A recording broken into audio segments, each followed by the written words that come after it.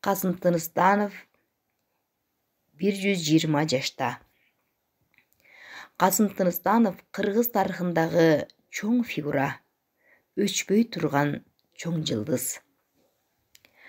Совет доорунда өсүп өрчүгөн кыргыз маданиятынын тарыхында Касым Тыныстановдун өзгөчө орду бар.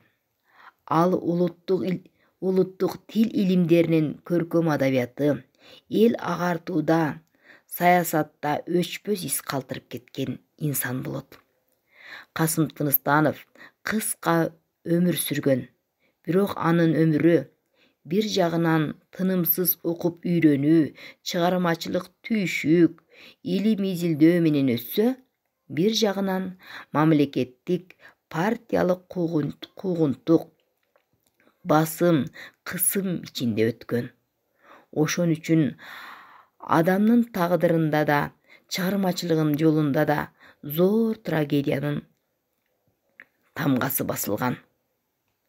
Касым Тыныстанов 1901 жылы Ысык көлдүн Чырпыкты айылында төрөлгөн. Анын атасы Маркатай, уулу Тыныстан орточо тиричилик өткөргөн, мусулманча сабат билген киши болгон. Ал тун уулу Касымды өзгөчө зээндүү экенин көрүп, аны адегенде өзү окуткан. Андан өз айылында сабат ачылыш үчүн диний мектептерге берген. Касым ал мектептерде 1909-12 жылдары барып жүрүп, билим алууга шыктуулугун көрсөткөн. Ошон үчүн анын атасы Ысык көлдүн күнгөй жагындагы Сазановка кыштагынын жээгинде мусулманча диний мектепке берген.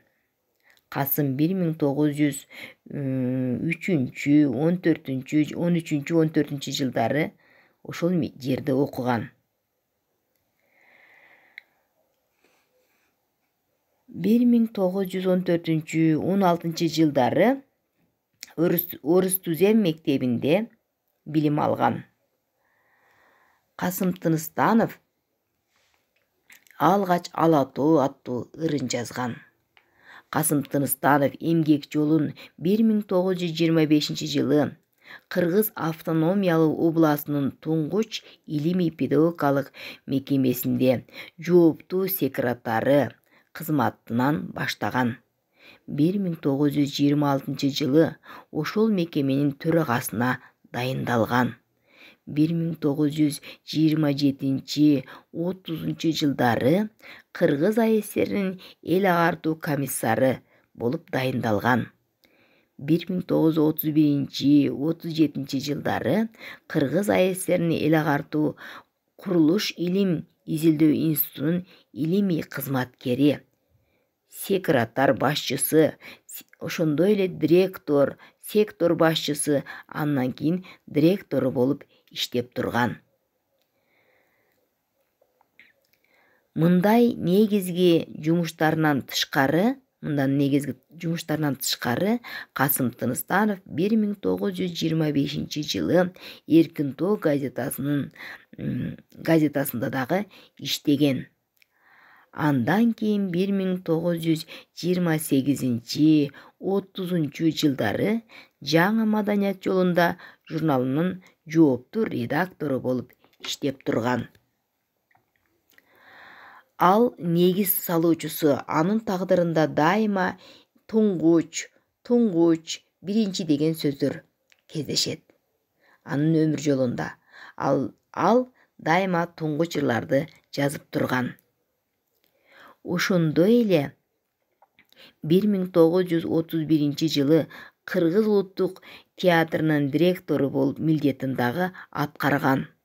1931-37 жылдары Кыргыз педагогикалык институтунда кыргыз тили боюнча лекцияларды окуп турган. Ошондой эле ал 10 сомдук акчага дагы сүрөтү басылган. Ал эмгеги бааланган. ошондой эле Чагылгандын көз жашы аттуу чыгармалары, анын бир топ чыгармалары бар. Бул анын эмгектери.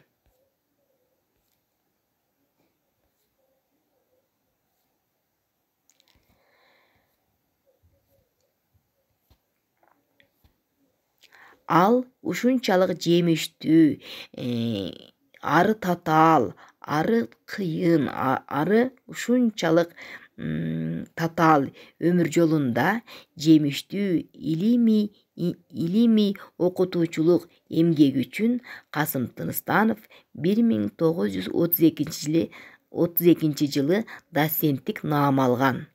Ал эми 1936 жылы профессордук наамды алган.